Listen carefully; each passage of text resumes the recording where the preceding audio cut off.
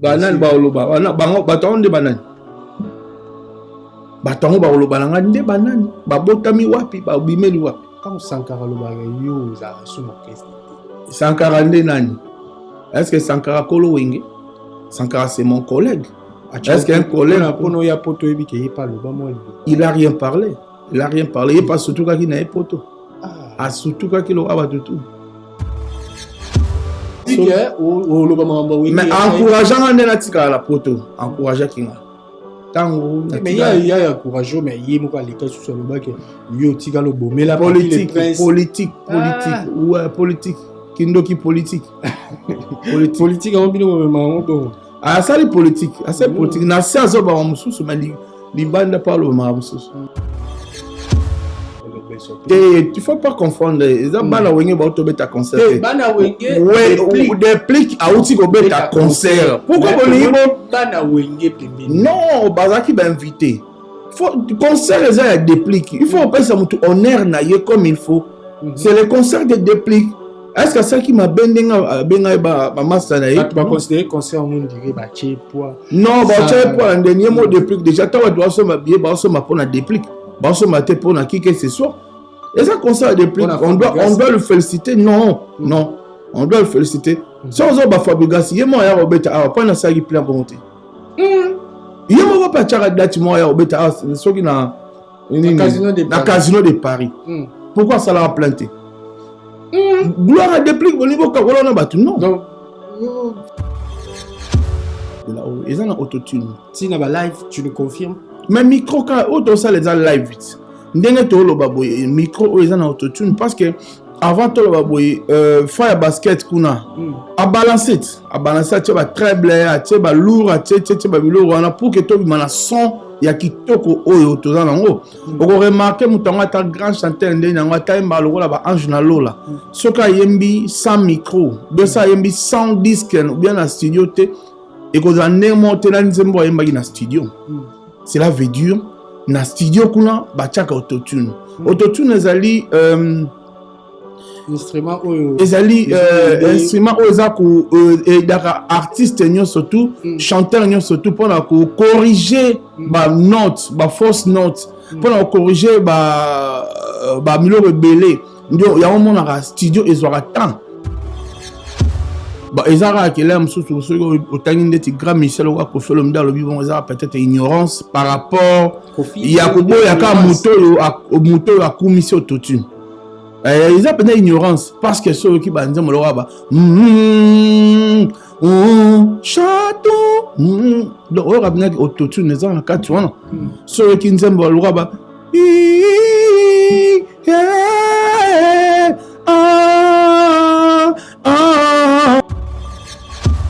il n'y a aucun artiste qui n'utilise pas. Tous les artistes utilisent l'autotune. L'autotune est allé et loko ils allaient na kata studio. Tout le monde a kota studio. Arrive en autotune. OK. Ata na ba live na wenge ba salela ba concert ba beta. Mais arrangeur de soixante et arrangeur de soixante azolandela Roger Soso na pesi mbote Eva Nimi na pesi mbote baza bato balandela ka so mutu alandela mutu ayemba boye mutu ayemba boye do balandela comment ça bo ya ndeti nga pi Roger na bande ba live na TikTok moi na sala live na olia bato ba criticanga mais léon na erreur au mona bato ka ba criticanga léon ba mo sala live bazolia. Vous cherchez un médecin en RDC? Maintenant c'est simple. Prenez un rendez-vous en 3 clics avec Docteur Facile. Simple, rapide, efficace. Docteur Facile est présent pour vous faciliter la vie. Vous avez également la possibilité de prendre un rendez-vous pour vos proches, ainsi que des rendez-vous d'urgence. Disponible sur Google Play et Apple Store. Avec Docteur Facile, la vie est facile. FB100, le spécialiste de l'événementiel. Pour tous vos événements de qualité, par des professionnels. Avec DJ, équipement, projection de lumière, feux d'artifice, fumée lourde, rideaux LED, gâteau d'anniversaire avec chariot magnifique. Service traiteur à la demande, piste de danse, proposition d'écran géant, photo vidéo, des caméramens spécialistes, des professionnels.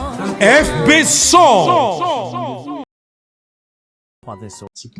Messieurs, mesdames, aujourd'hui, je reçois dans mon plateau à la personne de Piroger Mwanamboka. Piroger Mwanamboka, na un bien à plateau là. Depuis, na zone l'émission en France, bah les bossons na yambaye, donc eza elo moko ya bien. Et puis bino, abonné à Image Prod, na yebi kebele bossenga ki na mbela bino.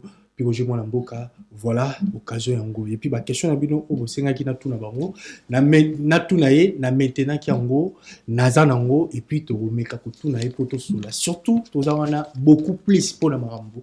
Etali actualité. Voilà. Et pour ne pas tarder, j'ai dédié mon émission à Podoka Kalunga, les bâtons de Moïse depuis Dallas. Podoka Kalunga, les bâtons de Moïse. Très très fort, partenaire officiel.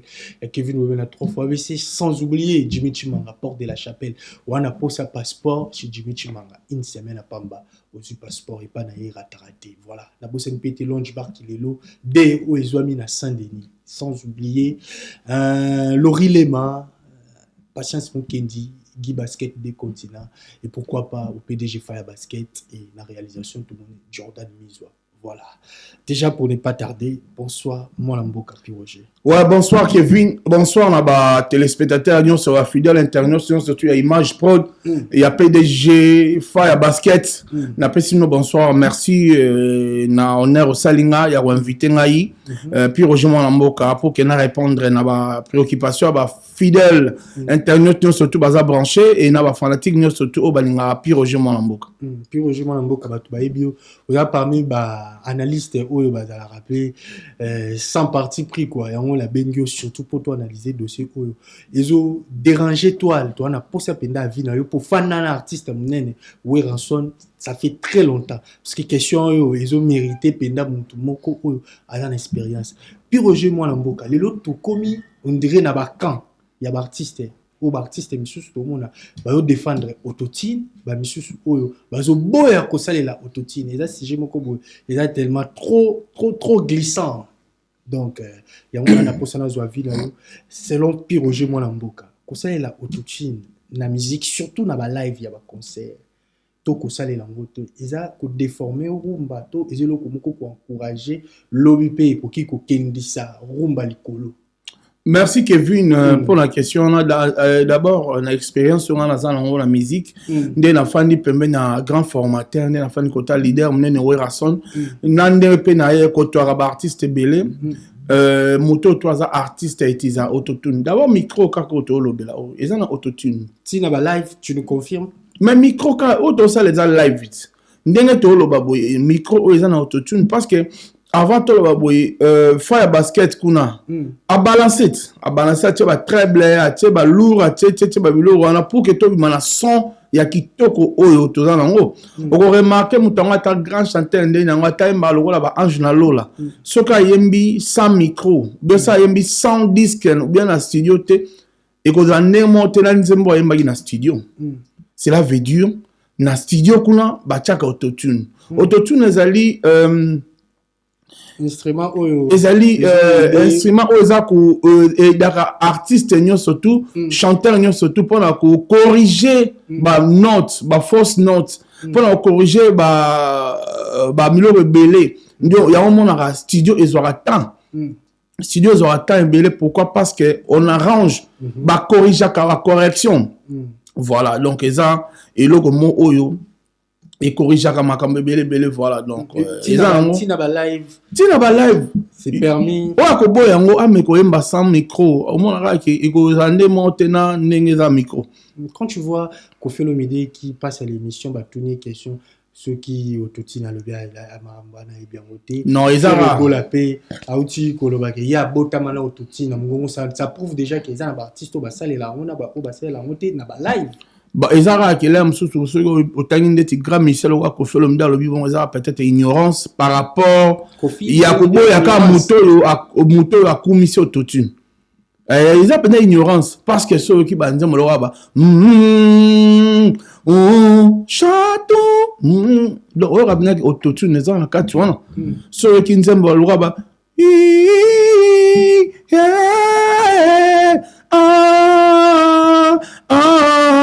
on revenir que non autotune les en quatre là tu te bases na bas on a studio oui na ba live na ba live au moins ba artiste ça va reproduire yango ndenge za ki bongo te exception wenge ndenge bando beta ba concert bongo yo bando mona bando c'est la autotune ezalaka autotune ezali outrillage mo ezalaka wana pona ko arranger son pona ko bongisa son vous comprenez yango wana ezali yango wana donc ezali loko mabete soko ça la autotune ezali la faux chanteur tiens ezali que muto alinga pe sa qualité mo supérieure vous comprenez muto alinga pe sa qualité supérieure yango moni à utiliser biloko makasi eza nouvelle technologie déjà te que facilité pour yebi goyemba te non na ba concert voix nous à l'ajuster parce que sans yango tom sous voix no ba osepela na moté non mutu da pa ko orchestre kaka o a koti o a évolué qui cela veut dire aza bon chanteur pour bandimae c'est gaza bon chanteur déjà même mutu au fur et à mesure mutu aluka toujours ko améliorer mutu ça a toujours ba recherche na tango kala ba maman na biso bazalaka ko zala asukoli ka boyi apakoli ne mafuta te abimine ka bongo abazaka pe ka kitoko mais eko koma tamo ekombina ke mutu pa bima asukoli apakoli mafuta azaka kitoko et ba eko koma na niveau ba komo tchasko ba benga make-up do autotune aloka make-up eza lokola make-up moko boy donc mutu abakisi ke loko mo ba pese sous elengi moko boy eza lokola mutu akangi photo na snap on comprend snap kaka muta snap kaka bo do apesa ka elengi moko lisusu mais snap wana bimisa elongi tom se bimiso elongi lokwa yo te za lokwa pe autotune non voix ego bimiso voix mais ndeti voix na ote mais na biso ke bato bele ba yemba no autotune si vous yela écouter à capella au monde qui crache ko zanga te au monde qui muta ko forcer donc ezali eloko tous les artistes basale la rango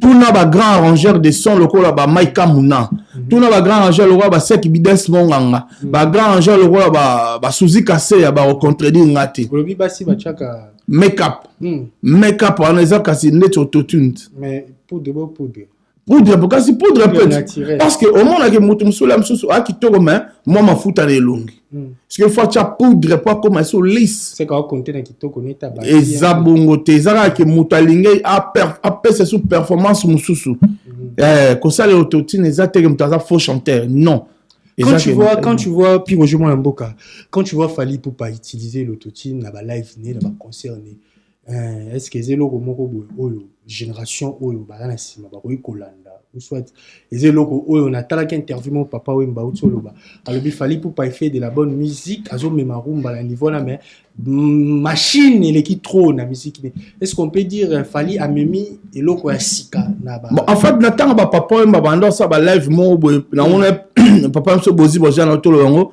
ba ba ne ko enregistrer en live donc à côté studio donc balamoka donc ba yembika ndenge ba ndi ko yemba na pe etikali bongo yango o comparer musique ya kala na lelo ekokana te elengi ya kilelo eleki ya kala elengi ya kilelo eleki ya kala pourquoi lelo eza na amélioration nouvelle technologie ndengo totanga Fally Ipupa c'est un artiste professionnel o la luka toujours pour améliorer musala na ye recherche mundele du jour au jour ça la recherche mundele ça n'affaiblit pas koyemba trop autotune non ça n'affaiblit rien d'ailleurs écoute les autres c'est sur l'engimo et affaiblir l'autre OK voilà, un artiste qui n'utilise pas l'autotune et un artiste qui utilise l'autotune par rapport à ma live. Tous les artistes utilisent l'autotune. Il n'y a aucun artiste qui n'utilise pas.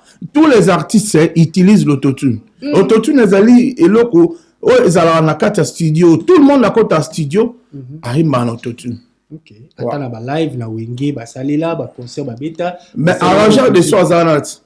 Et arrangeur de soixante azolandela Roger Soso na pesi mbote Eva Nimi na pesi mbote baza bato balandela ka swa mutu alandela mutu ayemba boye do balandela ngo so ezala ki te fa batika bato ba raba bando yemba bon en des autres ndo mo la lamsu mutu mazo yemba obedela son arrangeur son ka so ngaba bongisela it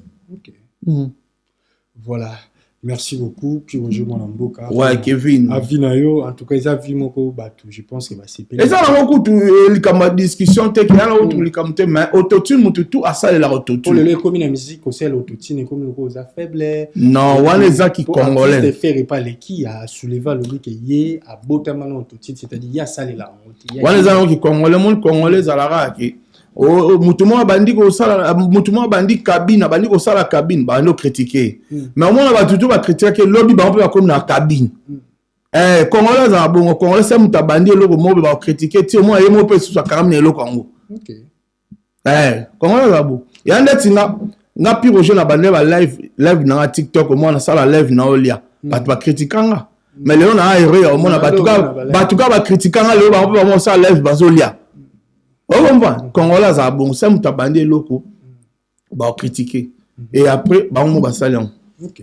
Voilà, merci beaucoup pour la vie non plus Roger. Tout sur la paix dossier autre échappe. Tout ko les rangoté il y a dossier, il y a sport ou les a combat il y a de la biso Tony Yoka na Martin Bakole. Il a PCG moko boy oyo. Le l'autre la monaki na talaki Tony Yoka a qui récit et pas chef de l'état. C'est-à-dire la monique dossier en gros, c'est au conseil le rôle d'aba blague mais commis sérieux. Est-ce que na minute au mboka n'engezo kende puis Roger Mwana mboka pe lever la mboka ou soulevera pe ba propos moko est très important pour la mboka ba vie na yo pe ba tout ba zoarango pe na trop na considération quoi. Est-ce que to rolo ba ke na minute au Congo tous en a pour ça vraiment il y a combat il y a l'état abimisa mbongo pour na combat ya ba kole na Tony Yoka ou soit ba préoccupation les ébélés. D'abord ngana na bino bangote premièrement na bi bangote te na bi été na l'équipe AP sport na bangote na bi no yete pe na équipe AP makamwa te mamba ba sport wana bitumba na kipa kango pe na tamkete nga kipa théâtre na kipa sport na linga za foot donc Léopard ou bien équipe na nga Renaissance OC Renaissance du Congo mambonga na Renaissance ngo ekabwana non OC Renaissance du Congo fibo ya solo za biso ba supporters donc on appelle si présent Weli Kindem ba mbote belé na ba joueur na biso surtout au monde auto tout na nga soki eza nécessaire na minute eza nécessaire te pour mboka eza ba préoccupation belé mboka makambo ça les belé l'autre et ça la passe comme on a bandé comme ça paka juma ba telengana et si quand on vend des athées babuki bango bisika me bisika o tcha bango ezate na mona ba msu batie bango tina CNPP mutaza libo matem ba tcha qui vend na CNPP. Tu vois, ezablo mais ça la passe le mboka msu za l'insécurité il faut bimisa mbongo belé pour la sécurité ya ba citoyen donc babilo ko wana ndeti wana pour na ngeza na barrière parce que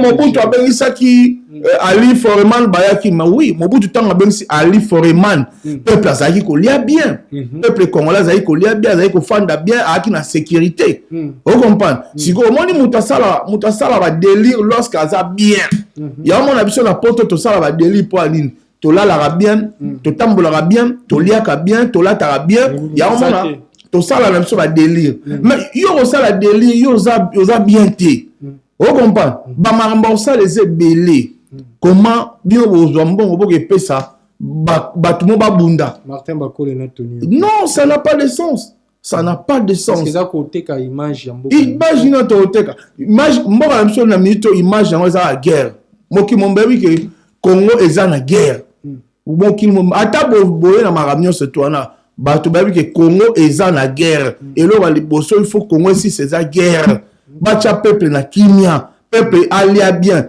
ba fonctionner dans monde avant ba marché ba fonctionner ba futamité ba médecin ba futamité si comme nous on peut ça ba tout monde ba buna bituma bango on peut ça bango so mbongo ebele na mboka non ça n'a pas de sens comprendre donc tu es contre ça très contre ça la ndenga jeté tant que moi na mboka tant que l'homme na bandeko bandeko paka juma bazange sika ofanda o compata que l'homme ba enseignant ba futamité ba fonctionnaire ba futamité ale to ke pesa ba nini non transport ezate banzele ezate ale to ke pesa ba tout mo ba bunda mo pour ça bon plaisir qu'est-ce que et apporter ni namboka non privilège ça ngwana te merci beaucoup pour la vie nayo je pense que bato musupe ba la vie contraire nayo bato musupe ba le soutenir toute la démocratie oui toute la mon sur le bato la démocratie bato musupe ba pour la événement ni zala et pour apporter la le monter na mboka na biso. Na histoire non, histoire non. Canal to sala cinquantenaire et sala ni. Mon belé bima pour na cinquantenaire. Francophonie pardon, francophonie. Bon bima belé. Est-ce que il apporte ni? Qu'est-ce qu'il apporte? To kamata mbongo belé to na pesa Barcelone. Na ba Monaco kuna. To pesa ba mbongo belé tantia. Biso moko championnat kufa. Championnat biso moko te kufa. L'état congolais. Championnat national et kufa Ligue 1 et kufa ya biso moko te za souté. Qu'est-ce qui fait que ba acte wana ya acte bien bon ça les marqué dans beaucoup. Ezara ke bato balingi populisme. Bato balingi populisme, bato balingi base. Bato bazo comme ça Congo Allemagne d'Afrique. Yango to monat. Bino mo botala Congo ndenge ezali. Botala bo comprendre que oui, Allemagne d'Afrique, il y a deuxième monde. Voilà. Puis aujourd'hui, bah oui, je te dis la vérité. Parce que ça me fait mal. Ça fait très mal. Quand on a une inondation, quand on a un courant, donc la canalisation est zatée, ça fait très mal. C'est pas Batubaku Farana STT, Tina Kinshasa chaque jour, Bazo kidnappé, guerre est en STT. Guerre est en STT. Bazo kidnappé, pas tout le domaine, la santé, la social, ni surtout dans domaine, ni oui, c'est pas seulement Nanga, quand Nanga tem tazo bomande to loara Nanga mtabo non. À Kinshasa, il y a beaucoup de cas, beaucoup de problèmes tozo monango. Là c'est vrai, là c'est vrai. Voilà. Voilà, on va parler de l'événement où Naïbi qui a assisté au concert Amanda Chante. Amanda Chante qui concerne qui est organisé par Président Golf Kizola. Vous avez qui présent, je pense. Ben oui, kasi yango kutunagi Paris pour nango malheureusement. Et ben tamite ça reporté pour le 7 mars. Et ben tamite parce que bazo qui visité et je sais que makamundenge batie le 7 mars makamuza bien et ça va aller. OK. Donc bateau tout basomba ba billet. Bon, bien valable. Le 7 mars, Torozalawana Soussou, avec Manda Chante, ils ont appelé journal ba maman. Mais Bino Bozaki, on a sur place, tant où reportage, Babazo reporter concert, on Bozaki. Bah oui, on était là. Et Manda Chante, Azaki na ambassade vendredi. Bamisa Manda Chante, Bazo visité. Manda Chante, aboyi ko beta ye moko. Là, ça la tendenge, mais comment le lobo préparé na bana batu na Kinshasa. Et comme une color beta, oye ko zo ba mission va vendre dans la poto. Non. Manda Chante, alaki na souci, abeta na ba mission na ye. Et le roi va promettre, va passer visa, semaine oyo. Je crois qu'il marchait bien. Et ça pour la billet, des billets, non, ba billet quand même belé. Babillet donc était quand même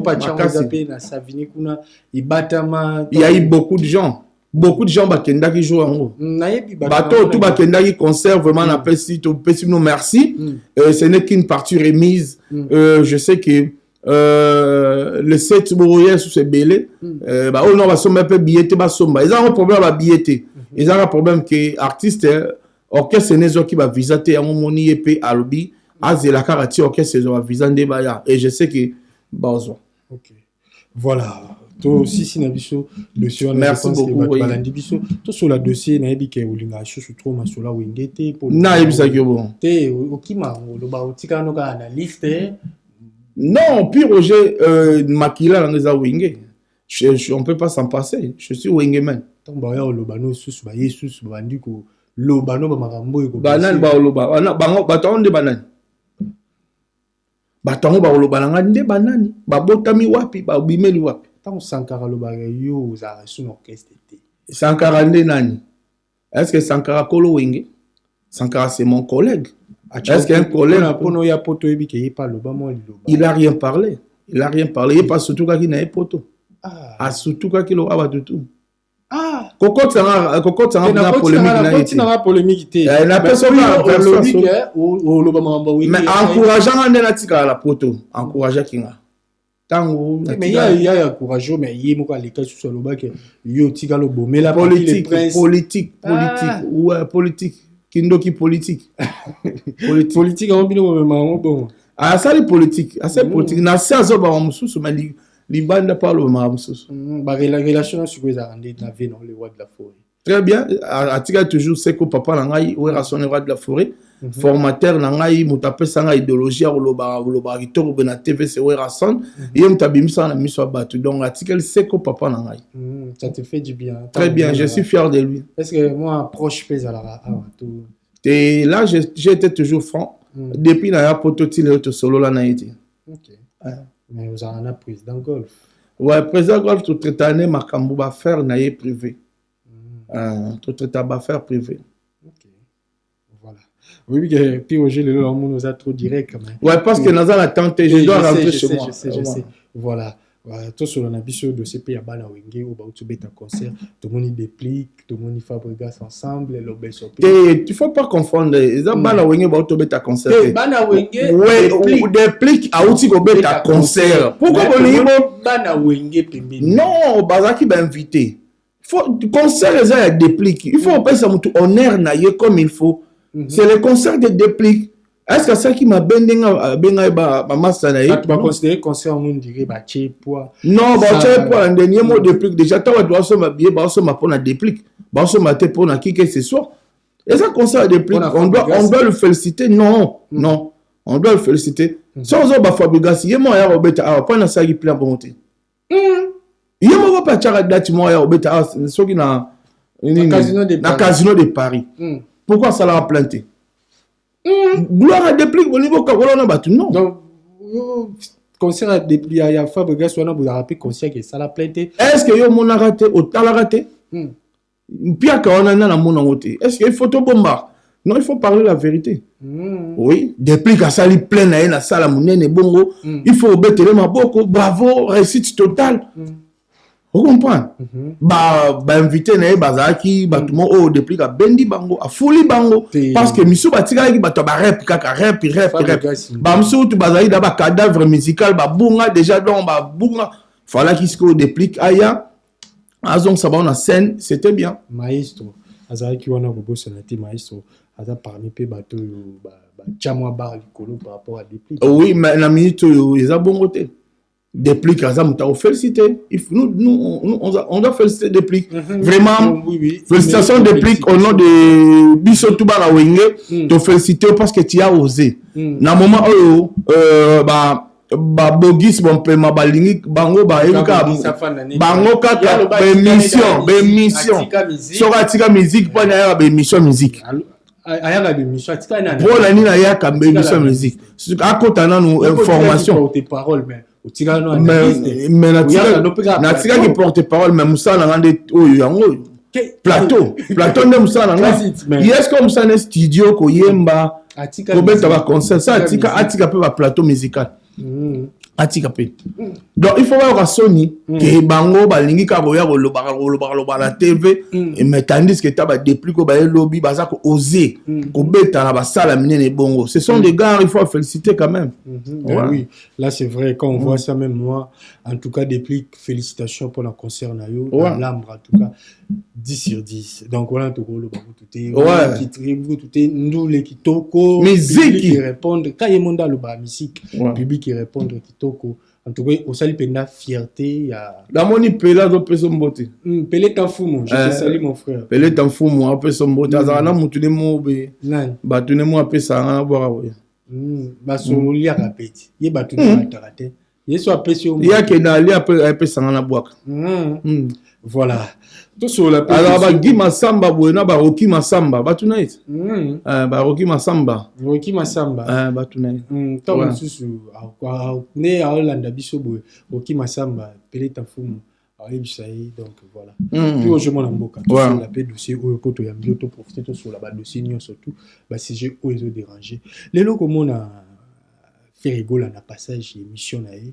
ba tuni question sur héritier héritier lobby denga lobaki que Donald Trump a quoi lever ceux qui m'ont fait moi pas mais que simba membre ya orchestre ne a quoi lever faire a omeme na ndako na e donc to bien ngo a lobby bongo par rapport ndenge to mona ki Donald Trump a salaki président Venezuela comme kiminga eoya pour ni Maduro oui ndenge salé Maduro ndenge azwa ki ye pas lobby ceux qui fait rigoler mais que simba membre ya orchestre ne a quoi lever mutua a relevé faire rigoler et moko a retirer ndako mais on a vu papa sango a tuni fait rigoler la question, on a fait rigoler à Ayanoli.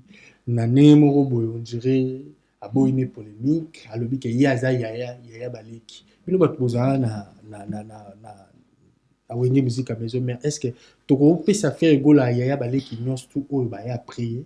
Bon, en fait, c'est déjà tant que le babou. On a le droit de faire rigoler à l'objet yaza papa lekit. De là comme yaya.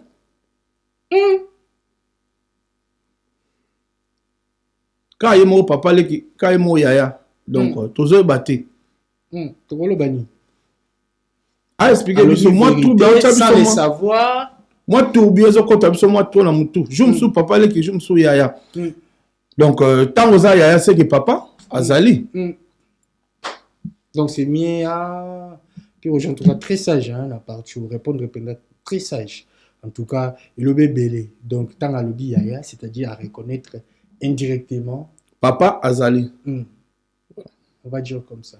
On va dire ça. Et comment on a débat on a tiré comme on a dit bongo le lopi tout monde a guerre et ben on a eu ba que na ba qui par héritier tête a héritier ka tête ne la ba lobaka mais na quand moi qui beaucoup mo tche suka héritier mutafana na ndako a faire héritier très bien donc héritier da bien Mboka. Oui, mais il y a autant de choses. On parabole. Non, on répond à la question. On répond à la question, mais moi, la parabole. Comme ça, bientôt. Mais oui, il y a le but que faire rigoler la vérité bien. Oui, c'est bien. Il y a pas de hérité, pas faire rigoler bien. Ce qui est banni. Tout côté à ma bangoté. Ok. Tout ce qui est bon. Tout le bas hérité n'est à commis na héritier comme il a moutou. Héritier c'est un artiste professionnel. Wata c'est un artiste professionnel qui fait bien son carrière. A combiné na moutou. Après la dio na moutou. Puis on a dit na moutou. Mais c'est un artiste qui parle rien que la vérité. Héritier il a été toujours franc. Il parle rien que la vérité. C'est ça. Koyoka suko nengi marambu o tozo yoka. Parce que biso tozo ka marambu o to yoki to chango awa. Tsango propre après to pesi ba to la biso. Koyoka ndenge bato bazolo ba héritier a remplacé Robinho. Poste au Robinho a bandé Kouassime pemé na fali. Aujourd'hui c'est héritier ndé mutu. Congolais il a toujours découragé. Congolais il a découragé. Congolais il a bato bazala bien tel. Le héritier le même malamu sur fali poupa et déranger bato ba komi koluka ba tarser maramtu, il s'en fout. Il fait bien son bon carrière. Héritier fait bien son carrière, il n'a jamais demandé featuring à qui que ce soit. Héritier, il a toujours raison dans son cœur. Les restes, il a toujours bien à bango. Donc voilà. Est-ce que comment on a fallu que le bac et na intervenu ou les cas qui ou le bac que beaucoup de tout héritier.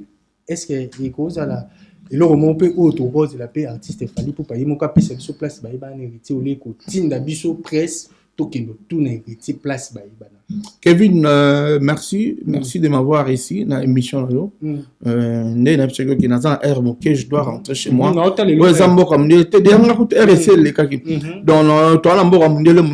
le temps. Le temps, c'est toujours le temps. Merci na Fire Basket. Merci na Batunyo Soto, Batala Kibiso. On peut s'en moter. Rajou SFM. Paul Doga, c'est mon ami. Paul Doga Kalunga. Depuis Dallas. Rajou SFM. Mbotena Steve, le coupeur de Lyon. Steve Moutounangaï. S'il te plaît, non, s'il te plaît, nous allons attendre. Mini coupeur de Lyon, Papa Sheina, Steve Mbotenayo. Maître Ligo Jen, il vient à merci à trop. Arnombo, le salon Diana, Mbota trop. Francis Ilumba, Oabisomoro, Papa Sax, Thibaut Gouna Lyon, Maison BLB, multiservice, Oezarana Lyon, Bijou Lolinga. Kitoko, Papi Moutoba et le boss Paul Kambal, le boss Kassirou Mouliangasou et PDG Malou Mavoka, Yannick Kouba Moufino Kontesali, agence OM Service, Guillet Impresario Abisomoko, Carlos de Pouva, Moutandou de Lix et le docteur Bertin Itoko. Yateo Zambrote, Moto Aliara Dollar et Lalate, MDD Business Fiston Itoko, je te salue et tous les amis qui ont suivi cette émission. Merci de l'invitation au Kevin. Merci de Fire Basket. Merci de Chango. Et je salue. Moi, dans le cas de jusqu'au taquet, il faut la polémique. Je ne suis pas pour ça. Au revoir.